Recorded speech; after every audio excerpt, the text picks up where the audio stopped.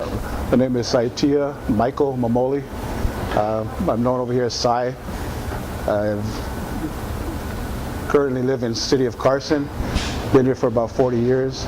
I was born in Honolulu, Hawaii back in 1953.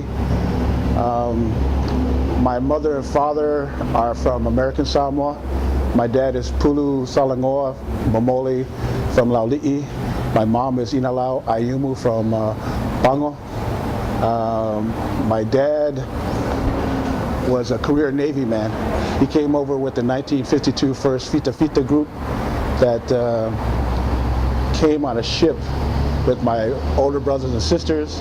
When they settled in Hawaii with the Navy, I was born in Hawaii. I was raised there until I was about 12 years old. My dad got a station switch over to San Diego, so we moved to San Diego. He was in the Navy. He retired out of San Diego. We moved up to Carson because of the job opportunities.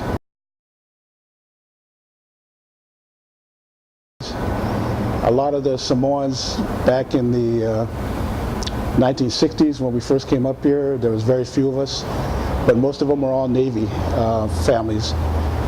We had maybe 10 big families that were here, but we all knew each other from Hawaii, from military installations that we all grew up on. I went to Banyan High School, attended Banyan High School here.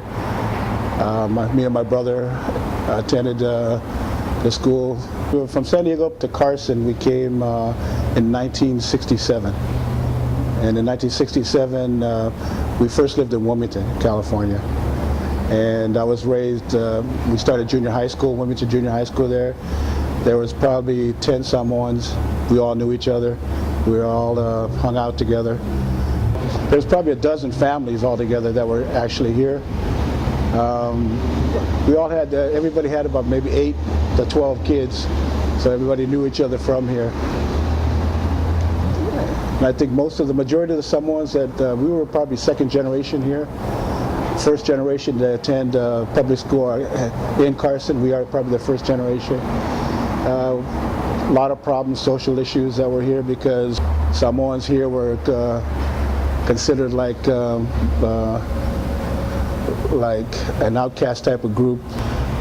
We earned our reputation because we didn't take too many comments that were negative towards us. We usually were fighters. You know, if somebody says something negative to one of us, it wasn't just one of us that ended up fighting with the other people. It's usually about 10 or 12 of us.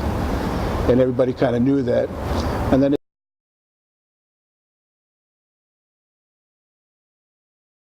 we had an older group. I know that when I was growing up, and they started their own little clique and or their own little gang way back then in the 60s, which was called the Matais.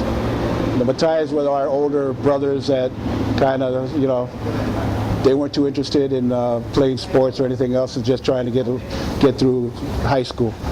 When we came through, it was a whole different thing where they tried to impress us that, you know, use your skills and get in the weight room, get buffed up. The coaches saw us saying, yeah, you guys can do this, play football, do sports. But a lot of the older brothers, they were pretty kept close by the parents. You know, they hardly ever did anything besides helping the parents all the time. You know, that was back in their days, and they tried to pass that on to us.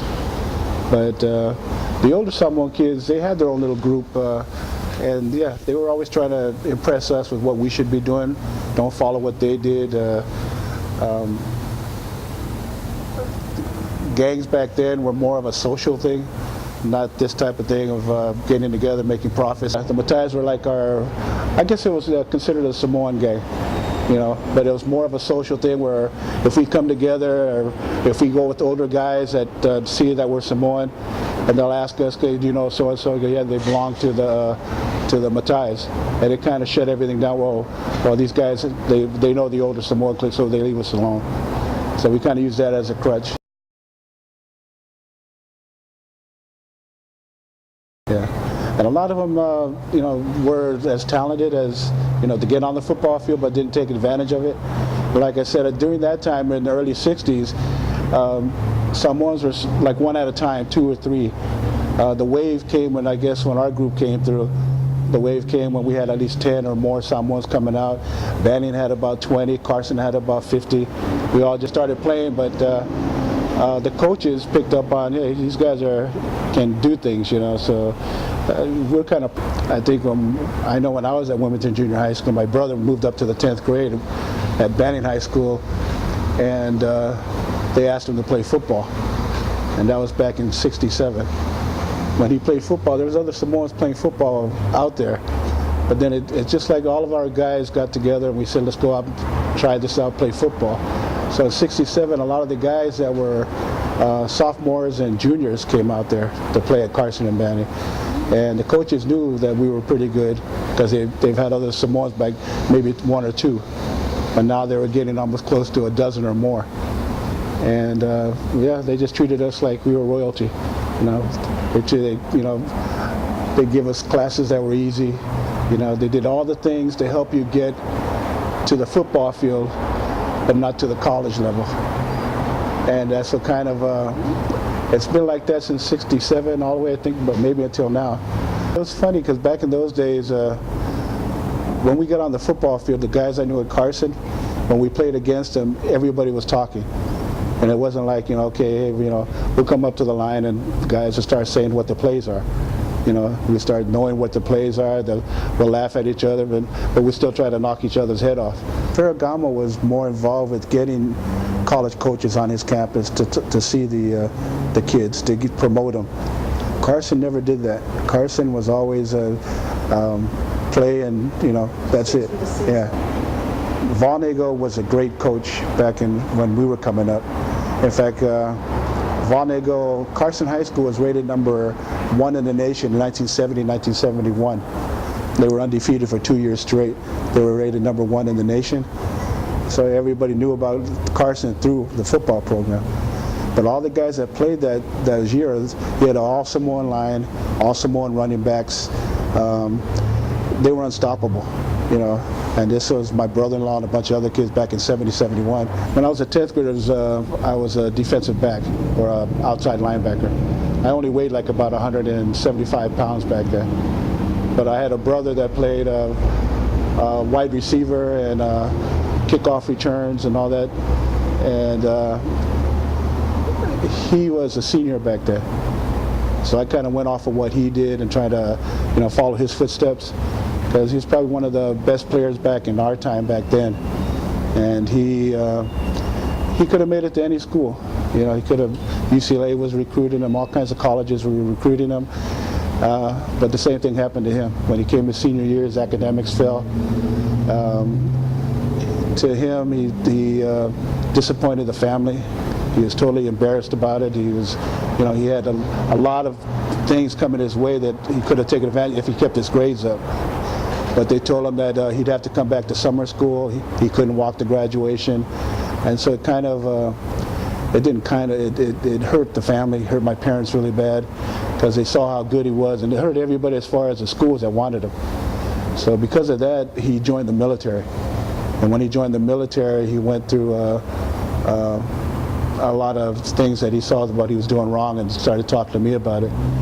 Unfortunately, he passed away during the Vietnam era during that time, and we buried him. I was just becoming a junior back then.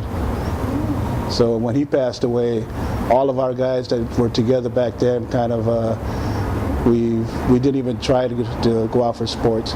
We kind of just stayed out of it, which was the wrong thing to do, you know, because we were more in depression rather than trying to help ourselves out. We were busy thinking about what went through his mind, went through, you know, look what happened to him, you know, and not learning from it, you know. Nowadays, with my kids and my grandkids, you know, I bought into education. I really believe that education is the only way that these guys are going to make it out of here or make it through life. And being community servants is something that my dad passed along to me, and I'm trying to pass along to my kids.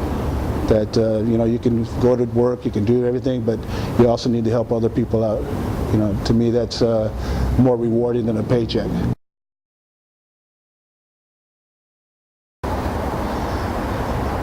I think the biggest difference when we were growing up, we were more unified. Kids from Long Beach knew us. We can go all the way down to Santa Ana. Families down there. We all accepted each other from Santa Ana all the way up to here. That they were all Samoan, we're all family. Culture was a real connection. Nowadays, it seems the kids are into the social environment, the present social environment, where it's a neighborhood type mentality. You know, this is my turf. Carson is my area. You're in Long Beach, and you know, you might be first cousins, but you're a different group. You're an SOS member. You're a Scott Park Crip member. All that kind of stuff plays in now, which separates us. You know, and that's the thing that I see now, is that there's no unity out there that brings them all together, besides that they are Samoan and that their culture is there. You know, I've noticed when the kids do get together, that's probably the main thing that keeps the violence down or the trouble down, is that if the Samoans get together, it is a culture thing. Samoans do help out Samoans sometimes. Not all that, but the Long Beach schools, other LA Unified schools, the kids are bright, they're smart. But it's just, like I said, the environment isn't there for them to get anywhere. From Wilmington to Carson, if there was anything that was going wrong with Carson Samoans, us that live in Wilmington knew about it. They'd come and talk to us about it. We'd get together. We had a lot of good people, a lot of good kids that are our age and going through high school. From Big John to Ale, Vienna, to a lot of those guys were the ones that really wanted us to move up to a better level, you know, to play the sports, to get a better education, to do positive things. So that kind of instilled in us when they were going through, when they were in their mid-20s, telling us the best things to do.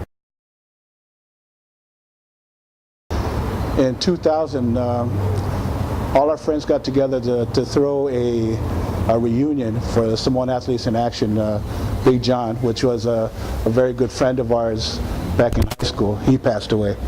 So we had a 25-year reunion that we threw back then. From that, the city of Carson gave us funding for that. And they told us, you know, this is something that's good. And a lot of our guys that weren't doing anything were just waiting for something to look for a cause, to do something to help out. They all joined up. We all played golf, raised a lot of money. We did our stuff, and then we put it into a scholarship back in 2000. Several years later, we were still throwing golf tournaments to raise money for the kids. The principal at Carson High back in 2002, I think it was, asked me if I could come on campus at Carson High, because there's a lot of conflict up there between not only the Samoans and other groups, but Samoans and Samoans. So I said, yeah, sure, we'll go check it out. And then he kind of took me into the guidance counselor's office, showed me a lot of the statistics of the Samoan kids and how bad they were doing, telling us that, you know, he doesn't know what to do. You know, the football program was going down the tubes. You know, how can we help the sports program out? Academic-wise, they were just nothing. So he had asked if we could do something to help him out. So we formed a group called Pacific American Student Services. The formation of the group the intent was just to raise money to get to the kids, to try to see what we can do for tutoring, for school projects, you know, what we can do to help our community kids out. And we have 11 members on the board, and they stretch out from down to Las Vegas to San Diego up to north. And what we found is it's happening, not only happening in Carson, but all the other surrounding schools and schools outside of the LA area. So it's a big project. But we wanted to focus mostly is on Carson High School. I think that's one of the things that my intent was to do, is to raise the awareness that we have a lot of kids. And you know, I saw that with my nephews and nieces, how way back in the early 90s, there was no motivation there for them that want to graduate. We had girls, like I said, that I was surprised and shocked that they wanted to drop out. They felt more comfortable dropping out than walking the graduation. And they were dropping out at the sophomore, junior level. And their parents, to my surprise, let them. And I never understood that. I think it comes to a point where the parents, either they're too busy because they got too many things going with their church and work and everything else, or they love their kids so much that it's their decision, you know. But I think a lot of the parents, and especially in our area, they don't buy into the education yet. They think that that's all a duty that has to be performed by the public schools. That's their job to raise my kid, to educate them and all that. You know, but as far as like you put those same parents in the church, you know, they force their kids to go to church. They force their kids to be there at Sunday school. They force their kids, you know, that's the same type of energy I would hope they would do to our kids to keep them in public school or even private school. You know, I know the public school is kind of broken at this time. You know, there's a lot of problems with funding and all that. So even though the schools might be dysfunctional, there's a lot of things like our parents and the kids can get together to work things out or to help out the school. And that's one of the things PASS was trying to do.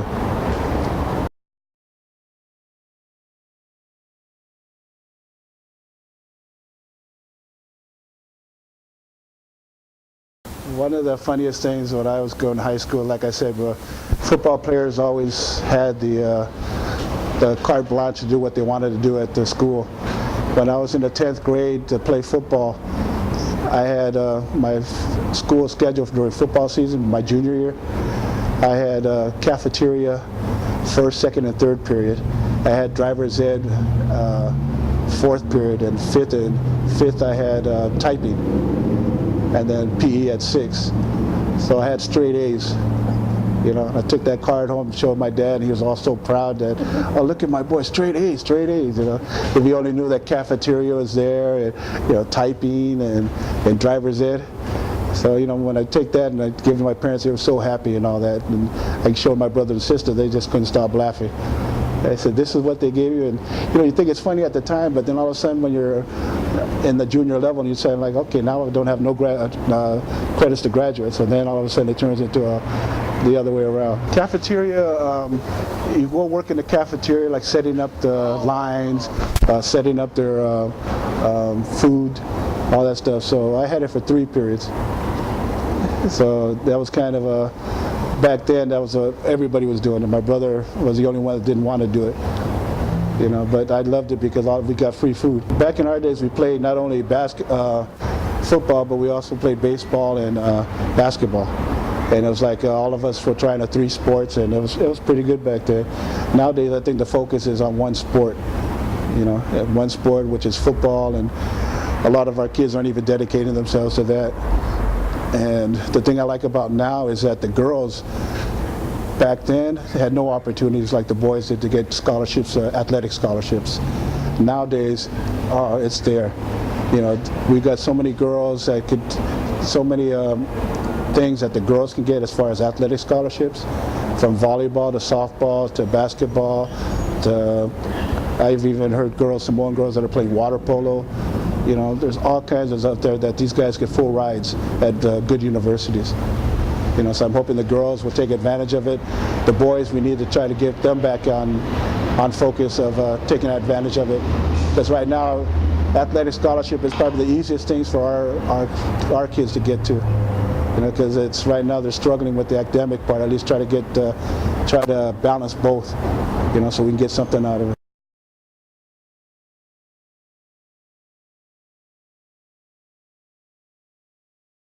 First time I went back to Samoa was in, I think it was 65. And my mom and dad, we came from San Diego, we went on the airplane. I knew it was a long ride. I think I was only about 13 years old, 12 years old. But when we got there, it was like hot, humid. We went to my uncle's house. My uncle Tualo was the chief in the Pango area. And I'm raised here in the States. Don't know too much about what's gone, but we went back there to visit family, and we went back there so my mom and dad could show us what the culture's all about. But when we got there, the first thing they did, and I didn't understand it until my mom explained it to me, was one of the chiefs, or talking chiefs, came out to the front of the house, yelled out to all the village, you know, yelling about our families here, this and that. And I got in trouble because I went out there and was laughing because he's yelling out the thing, so I was yelling too. I was wondering what he was doing, so next thing I know, I got, you know, a little slap in the back of the head and pulled back in the house. But yeah, that was the first experience I had of not knowing what the culture was like back there. You know, what the custom of what that was, what he was doing. Yeah. So that's back in the 60s. So that was a long time ago. Last time I went back there was in the 80s, late 80s. I went with my dad to dedicate a church back in his village in Lauli'i, a Catholic church. So I flew back with him because he was up in age and needed some assistance to go back. But that was the last time.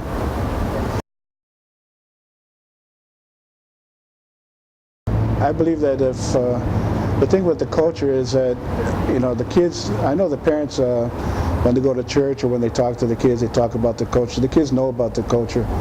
It's just getting them to practice the culture is something that's difficult here. In Samoa, it's you know, you live it.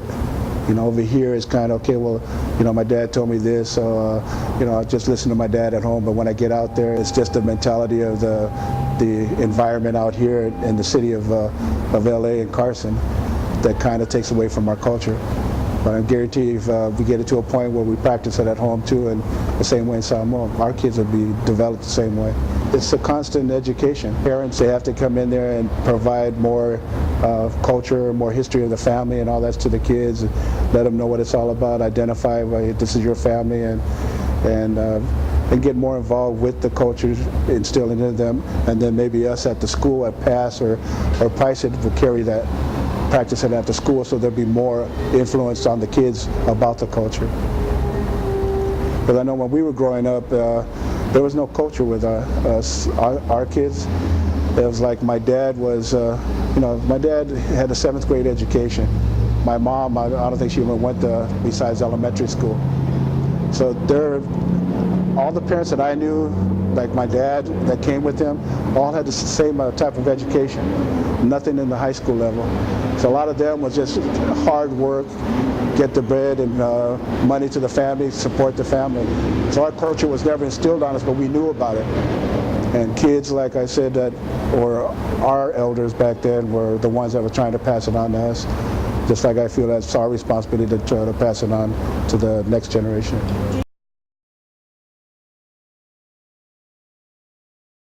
My parents believed that I shouldn't speak Samoan.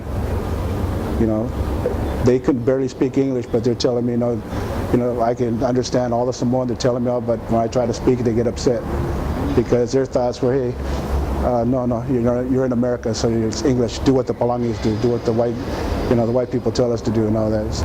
I went to a seminar quite a while back about that. There's a group from Samoa, New Zealand, and everything that came here to Carson to kind of tell us the importance of learning Samoan language, keeping it intact. And I think Congressman Eni was the lead on that one. And so in fact, we met here at the hotel, and it was shocking. You know, I was like, okay, you know, I didn't know all that, you know, that this is what we need to do. So I think when we started PASS, that was one of the things we wanted to do, is get the kids to start, if they're interested, come learn your language. You know, we'll set it up free for you guys, but just come learn the language. And I want to bring that back, you know, so try to do that. It's very important.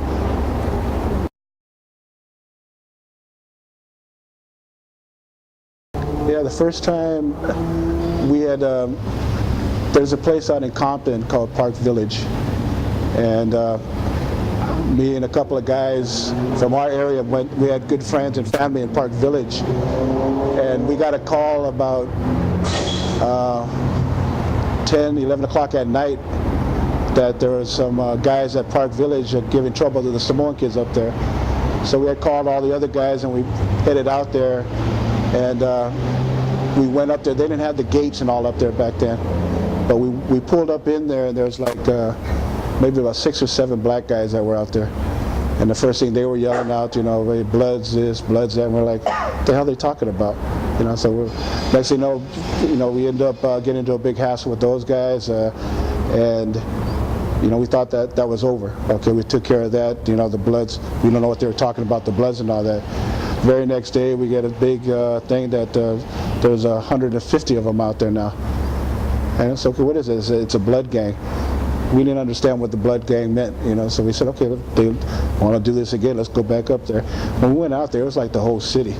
There was like about maybe 100 or more kids all read it out, all, you know, they were talking about, then telling us about this other gang that was up in Watts area, you know, that they're all united in this, they're all going to back them up, you know, they're going to squash the Samoans over here and that. It turned into a big thing, and that was our first experience, was just that, was being called out by the Bloods in that area, that they were going to control Park Village. What happened back then is we sat down with them, and I guess they talked with a lot of the kids that were out there, you know, that they, you know, join up with us, we'll protect you, that kind of stuff. But the main thing that they wanted to do was have the Samoans on their side. So that's what they were out to get. They wanted us on their side to help them out, you know. But that was just at the very beginning. I think it was like the late 70s. I already had like 2 kids. You know, I'm sitting over here and I'm getting calls like, Big John was still alive way back then. When Big John calls, he's like Paul Revere. You know, he makes that call and everybody like, okay, you know, time to get up and get in your cars, let's go. You know, so, you know, you got married guys like me and about maybe 10, 15 other guys. All okay, let's go to Big John's. Big John had a whole garage full of kids that he was keeping over there. We all head out to to see what we can do to help out.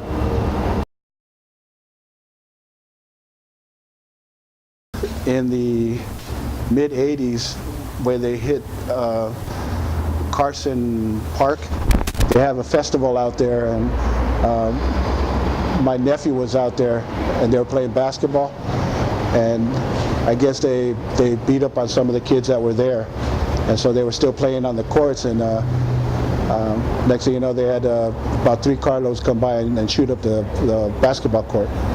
One of our kids got hit, and that just raised the whole level of all the Samoans coming out.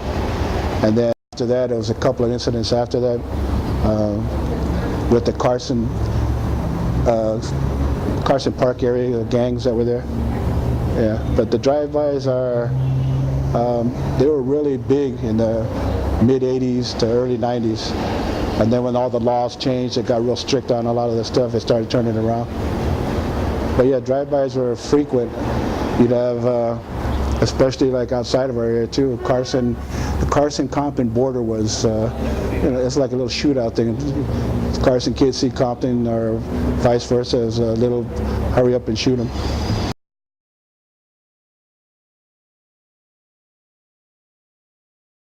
Rather than hang out in the streets, Big John would give me a place to hang out. So what Big John thought, okay, rather than hanging out in the street or going to friends' houses and still starting trouble, he took them in and made a commitment that, hey, you stay in my garage, you stay at my house, and you do what I say, and everything we do will be for good things, not for anything else. So a lot of the kids, he turned their whole life around by keeping them at the garage, but it was nothing that the parents kicked them out. It was nothing. The parents, in fact, Big John used to go to the parents' house and talk to them. Let me have your kid, instead of him running away. I'll keep him at the garage, I'll take care of him, and you know, we'll discipline them, I'll discipline them, we'll make sure it's done. The rest of we have a whole group that will raise your kids, help them out. And that's kind of what we did. You know, even if I live 5-6 miles away, if I get a call or, you know, if I know something's going on, I'll let John know, and we'll try to, you know, whatever problems it is, if it's chasing down one of the Samoan kids, then we'll do that. If it's one of the girls trying to run away, we'll help out with that.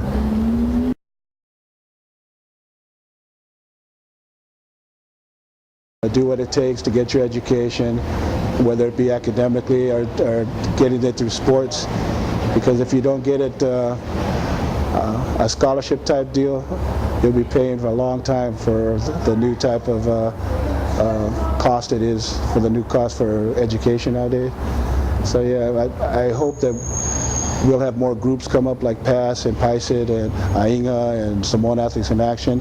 I'd like to see us all as a big coalition to help the youth come up, instead of all individual organizations still trying to push things. I'd like to see us all together and push at one time. And I think it makes us a little bit stronger. But I hope the education is, the kids buy into it and the parents buy into it. That is the most important thing right now. Hi, I'm Sai Momoli. I'm Polynesian, and I'm changing the world.